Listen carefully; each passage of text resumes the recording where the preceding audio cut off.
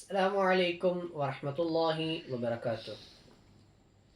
அன்பார்ந்த சகோதரர்களே, நாயகம் ஸல்லல்லாஹு அலைஹி வஸல்லம் அவர்களுடைய சிறப்பென்று சொல்லக்கூடிய ஒரு தொடரில் அவர்களுடைய ஹுல்க், நாயகத்துடைய குணத்தை பற்றி நாங்கள் பார்த்தோம். உலகத்தில் எல்லையே இல்லாத ஒரு விஷயம் நாயகத்துடைய குணம். எந்த ஒரு மனுஷனாலையும் அவர்களுடைய குணத்துடைய லட்சத்தின் ஒரு பங்குக்கும் சேர முடியாது. அது நாங்கள் அவருடைய குணத்துடைய சிறப்பை பற்றி பேசக்கூடிய நேரத்தில் நாங்கள் விளங்கெடுத்தோம். இனி நாயகத்துடைய ஹல்கையத்து, அவர்களுடைய படைப்பமைப்பை பற்றி யாராவதுக்கு பேச முடியுமா என்றால், அவர்களுடைய படைப்பமைப்பினுடைய அவர்களுடைய அழகை பற்றி யாராவதுக்கு வர்ணித்து அவர்களுடைய சிறப்பை சொல்லி முடிவிக்க முடியுமா? நிச்சயமாக அழகுக்கு என்று சொல்லக்கூடிய வார்த்தைக்கே அழகை சேர்த்தவர்கள் நாயகம் ஸல்லல்லாஹு அலைஹி வஸல்லம். அவ்வாறு இருக்கக்கூடிய நேரத்தில் நாயகத்துடைய அழகை பற்றி என்னால் எப்படி சொல்லி முடிவிக்க முடியும்? காரணம், உலகத்துக்கும் உலகத்தில் இருக்கக்கூடிய எல்லா அழகுக்கும் அழகை சேர்த்தினவர்கள் நாயகம் ஸல்லல்லாஹு அலைஹி வஸல்லம் அவர்கள். அதனால தான் மதீனா முனவ்வராவில் மஸ்ஜிது நபவியிலே மிம்பரை கட்டி பாடின ஹஸ்ஸான் இப்னு சாபித் ரலியல்லாஹு அன்ஹு அவர்களுடைய பல 100 பாடல்களில் அவர்கள் பாடுவார்கள், மா அஹ்ஸனு மின்க லம் தரா கத்து ஐனி, என்ற கண்கள் பார்த்ததில் மிகவும் அழகானவர்கள் அது தாங்கள் யா ரசூலல்லாஹ். இவ்வாறு கூறும் போது அவர்கள் காணாதவர்களில், அவர்களுக்கு முன்பும் பின்பும் உள்ளவர்கள்ல யாராவது அழகானவர்கள் இருப்பார்கள் என்று யாருக்கும் நினைக்க முடியும். அதனால தான் 2வது வரியையும் பாடுகின்றார்கள், வஅஜ்மலு மின்க லம் தலிதின் நிசாஉ, பெண்குலம் பெற்றதில் உலகத்தில் மிகவும் அழகானவர்கள் அது நீங்கள் யா ரசூலல்லாஹ். அது மாத்திரமில்லை, خلقت مبرعا من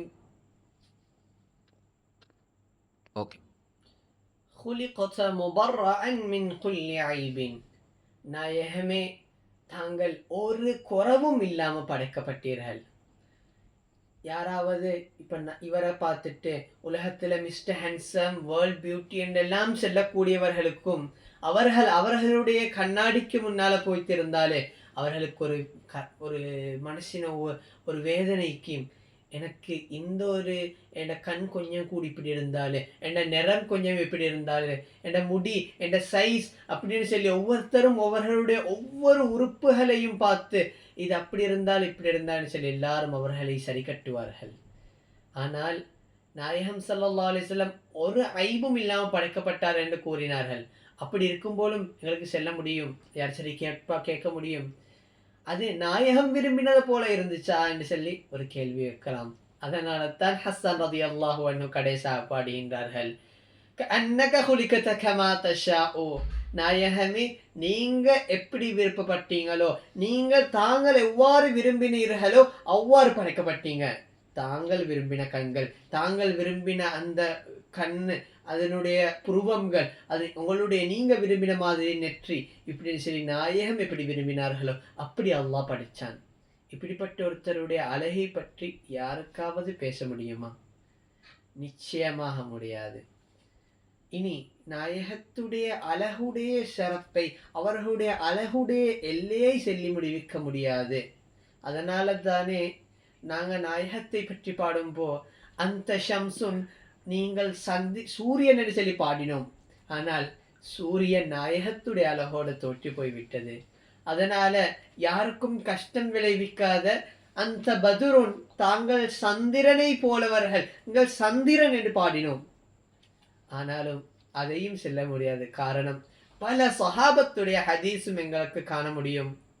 நாயகம் ஸல்லல்லாஹு அலைஹி வஸல்லம் அப்பாஸ் ரலியல்லாஹு அன்ஹு, அது போல வேற சஹாபிகள் உடைய பல ஹதீஸும் வருகின்றது. அவர்கள் நாயகத்தை பார்க்கின்றார்கள், சந்திரனையும் பார்க்கின்றார்கள், நாயகத்தையும் பார்க்கின்றார்கள், சந்திரனையும் பார்க்கின்றார்கள், திரும்பியும் சந்திரனையும் பார்த்து நாயகத்தை பார்த்து கூறுகின்றார்கள், யா ரசூலல்லாஹ், சந்திரன் உங்களுடைய அழகுக்கு தோற்றுவிட்டது. காரணம், நீங்கள் சந்திரனை விட மிகவும் பிரகாசமாக மிகவும் அழகானவர்களாக இருக்கின்றீர்கள் என்று சந்திரனையே தோற்க வச்சவர் நாயகம் ஸல்லல்லாஹு அலைஹி வஸல்லம். அதனால தான் அப்படி பாடிட்டு அந்த நூறுன் ஃபௌக நூரி என்று பாடினார்கள். அப்பையும் நீங்கள் வெளிச்சங்களுக்கெல்லாம் மிகவும் பெரிய வெளிச்சம் என்று எங்களுடைய வெளிச்சம் நாயகம் ஸல்லல்லாஹு அலைஹி வஸல்லம் அன்னவர்களை பற்றி பாடக்கூடிய நேரத்தில் இதுவும் நாயகத்துக்கு போதாது. காரணம், அப்படி செல்லகிட்டையும் வெளிச்சங்களுக்கெல்லாம் வெளிச்சம் என்று சொன்னாலும் ஒரு எல்லை இருக்கிறது. நாயகத்துடைய வெளிச்சத்துக்கு தானே எல்லை இல்லை. காரணம், அவர்களுடைய வெளிச்சத்துடைய பாகங்கள் தானே நாங்க எல்லாம். அல்லாஹ் சுப்ஹானஹு வ தஆலா நாயகத்துடைய அந்த நூரே முஹம்மதியாவுடைய பரக்கத்து கொண்டு எங்கள் எல்லாருடைய கல்பையும் ஈமானையும் வெளிச்சமாக்கி தருவானாக. அது மட்டும் இல்ல, நாயகத்துடைய அந்த நூரே முஹம்மதியாவை பற்றி மட்டும் பல நாட்கள் பேச முடியும். உலக அகிலத்தில் அல்லாஹ் சுப்ஹானஹு வ தஆலா ஆரம்பமாக படைச்சது நாயகத்துடைய நூரை. அந்த நூரை பற்றி எங்களுக்கு பல நாட்கள் இருந்து பேச முடியும். இப்படிப்பட்ட நாயகம் ஸல்லல்லாஹு அலைஹி வஸல்லத்துடைய அழகு மாத்திரமில்லை என் அன்பார்ந்த சகோதரர்களே, நாயகத்துடைய கண்ணை பற்றி பேசுவதாக இருந்தாலும் எங்களுடைய வாழ்க்கை போதாது.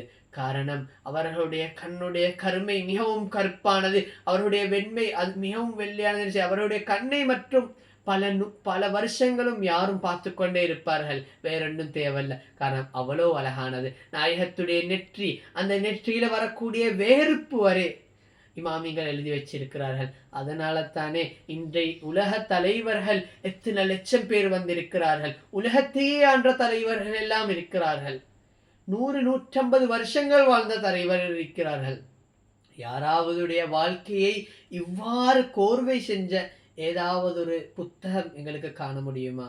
ஆனால் நாயகத்துடைய அவர்கள் சிரிச்சால் எவ்வாறு இருக்கும், அவர்கள் எத்தனை தடவை சத்தமாக சிரிச்சிருக்கிறார்கள், எவ்வளவு வாயை திறப்பார்கள், வாயை திறந்த எப்படி வெளிச்சம் வரும், நாயகம் எப்படி திரும்பி பார்ப்பார்கள், எப்படி நடப்பார்கள் என்று சொல்லி நாயகத்தை அணுவாக ரசிச்ச ரசிகர்களாக அஸ்ஹாபுன் நபி ஸல்லல்லாஹு அலைஹி வஸல்லம் நாயகத்துடைய சஹாபத்து மாறிவிட்டார்கள்.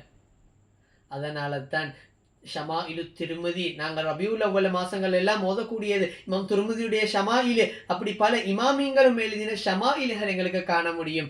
காரணம், நாயகத்துடைய அழகை பற்றி அவர்களுடைய எத்தனை முடிகள் நரைச்சிருந்தது வரை இமாமிங்கள் எழுதி வச்சிருக்கிறார்கள். இதெல்லாம் நாங்கள் பெருசாக படிக்கணும், எங்களால் முடிஞ்ச அளவுக்கு படிக்கணும். நான் சொன்ன மாதிரி இதெல்லாம் எல்லையே இல்லாத ஒரு படினம், ஒரு படிப்பு. நாயகத்துடைய அழகு, அவர்களுடைய சிறப்புகள், அப்ப அவர்களுடைய சிறப்புடைய ஒரு பங்கு அவர்களுடைய அழகு. அந்த அழகை பற்றி ஒரு எல்லை இல்லாதனால தான் அவர்களுடைய கண்ணுடைய சிறப்பையாவது சொல்லி முடிக்கும் என்று பார்த்தோம். ஆனால் அதனுடைய சிறப்பையும் செல்லத்துக்குரிய ஒரு எல்லை கிடையாது. இவ்வாறு இருக்கும்போ நாயகத்தை பற்றி படிக்கக்கூடியது எந்த அளவுக்கு எங்களுக்கு கடமைன்னு நாங்கள் விளங்கணும். இன்றைக்கு எங்களோட கூட வாழக்கூடிய முஸ்லிமீங்கள் நாயகத்துடைய பெற்றோர்களுடைய பெயரை கூட, அவர்களுடைய மனைவிமார்களுடைய பெயரை கூட, எங்களுக்கு எல்லாருக்கும் வாஜிபாக கூடிய நாயகத்துடைய பரம்பரை 40 தந்தைமார்கள், இவர்களுடைய எல்லாம் பேர்களை வரை படிக்காம தெரியாம இருக்கக்கூடியவர்கள். இன்றைக்கு நாங்கள் நாயகத்தை நேசிக்கக்கூடியவர்கள் என்று சொல்லி நடக்கிறோம். ஆனால் அவர்களுடைய நேசத்துக்குரிய அடையாளம் என்று கேட்டால் எங்களுடைய தலைவர் நாயகத்தை நாங்கள் தெரியாமல் இருக்கிறோம்.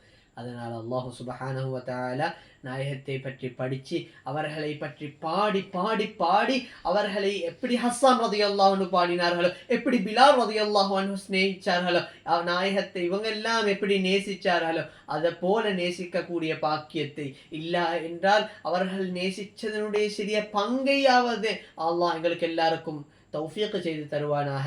வாகிர தஅவானா அல்ஹம்துலில்லாஹி ரப்பில் ஆலமீன். அஸ்ஸலாமு அலைக்கும் வரஹ்மத்துல்லாஹி வபரகாத்துஹு.